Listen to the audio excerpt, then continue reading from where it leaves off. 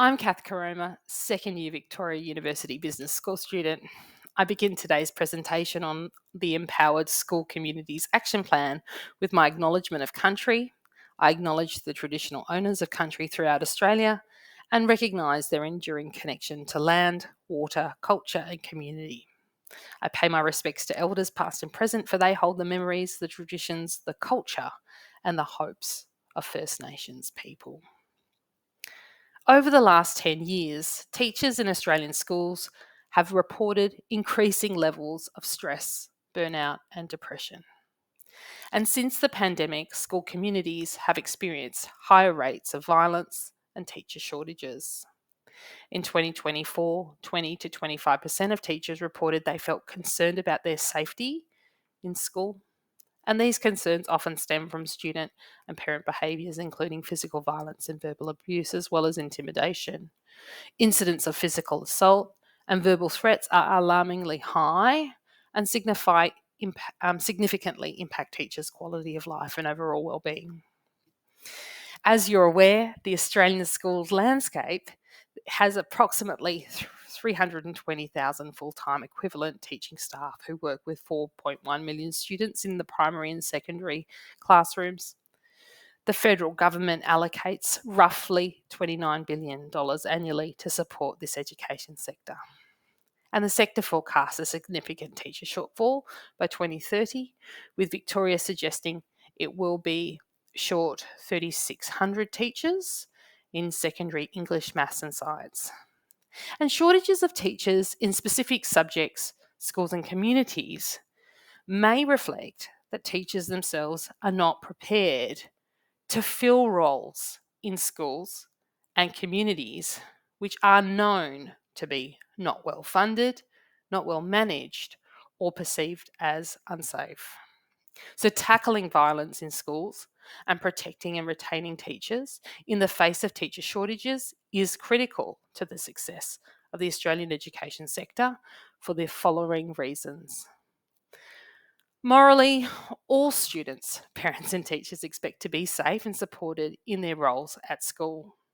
Legally, schools have a duty to provide a safe and supportive working environment for teachers, address workplace stress and harm. And additionally, children have rights to be educated, to feel safe at school, and to have the ability to express their views, and these rights need to be upheld. Economically, training, recruiting, replacing, and re engaging teachers is expensive, and high turnover disrupts students' learning, negatively impacts educational outcomes.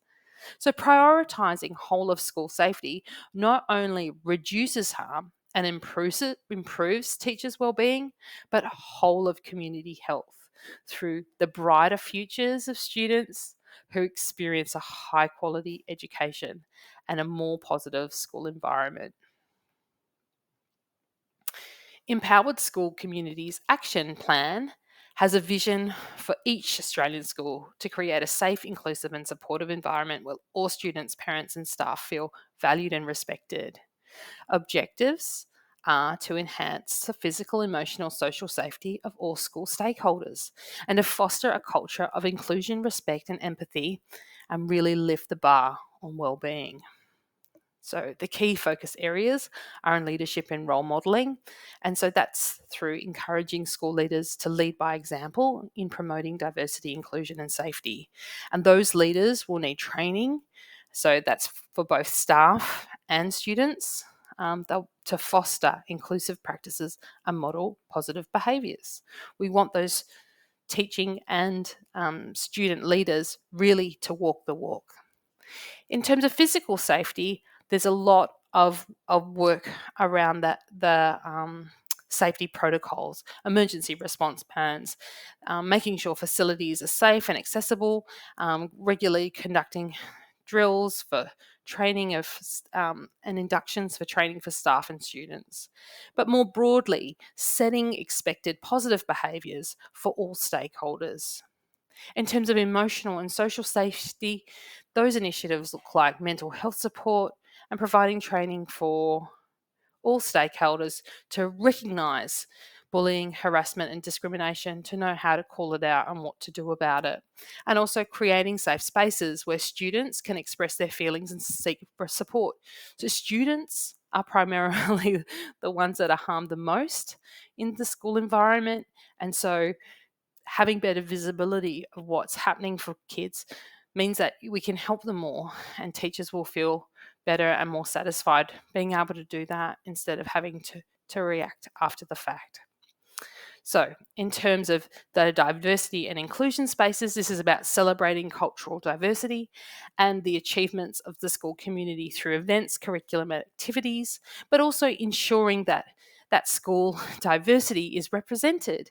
Those diverse groups appear in school leadership and decision-making processes, and also to provide development. So that staff have the cultural competency to be inclusive and to listen more broadly to the different voices around the school's table. So, this action plan also has a bunch of strategies and actions, and this includes developing policy by reviewing and updating school policies to reflect diversity, inclusion and safety priorities, establishing clear reporting and response procedures to incidences, and this includes um, community engagement by involving parents, students, and community members in planning and decision making, partnering with local organisations to provide resources and support for diverse communities. Remember, schools are the place that kids come to be educated. Their parents obviously have to support them, and school's not going to be able to fix all of the problems for families. They're going to need to be able to refer to really trusted and great services that can help families that need help. So um, teachers and schools will need training and to support training of their community too. So that's about conducting safety and wellbeing induction sessions, and making sure that each stakeholder group each year gets the right messaging and the right instructions about what's expected. Staff also need a wellbeing focus, and so that's not just about accessing employee assistance program, and one measure will be about awareness of it, but also being able to use those targeted positive psychology mental health interventions for those teachers that are really struggling, are really unwell, or really need the support to get through and change their mindsets and behaviours in the classroom themselves.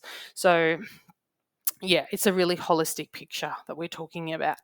Developing and implementing a co-design anti-bullying training program that that empowers students to lead whole of school behaviour change transformation, and that's really crucial. This is one of the programs we know has the biggest return on investment. It's every dollar invested, you're getting about $1.56 back, and children 8 to 11, really effectively take up this initiative, and the well-being and outcomes from the program, endure for about 11 years in the children's lives, which is just incredible in terms of being able to talk about why bullying, harassment, and discrimination just isn't cool. It's not okay, and having the skills to know what to do about it.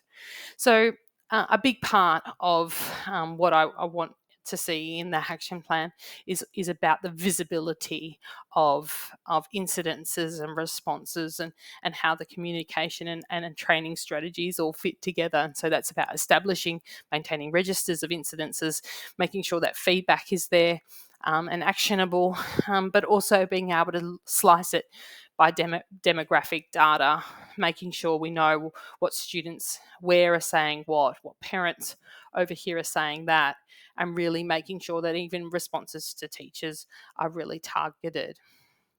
The ability to adjust strategies and policies based on the evaluation results of this of monitoring and evaluation is crucial for continuous improvement, and really knowing how much staff are being retained, and how students are improving, wanting to be and happy at school is really crucial.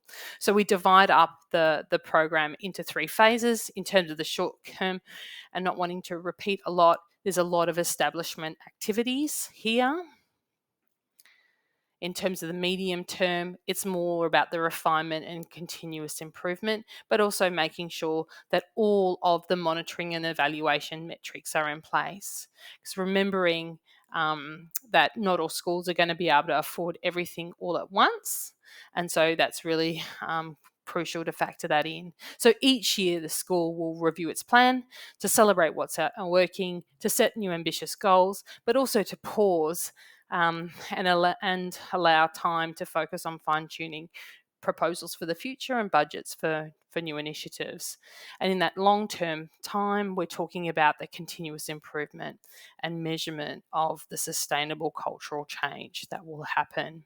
So tangibly, what we're talking about is not just improved safety, enhanced safety, and being able to see the data about that is the real bang for the buck, is the retention and satisfaction, but also children who have the leadership development and the brighter future prospect looks like a virtuous cycle.